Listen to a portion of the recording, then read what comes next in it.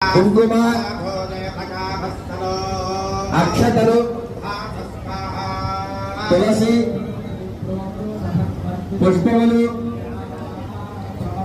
తవలపాకులు వక్కలు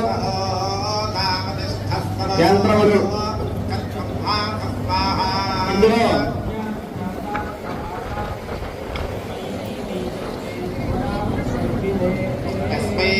ఆలయంకి పనులు కూడా పెట్టారు ఒకసారి చూడండి.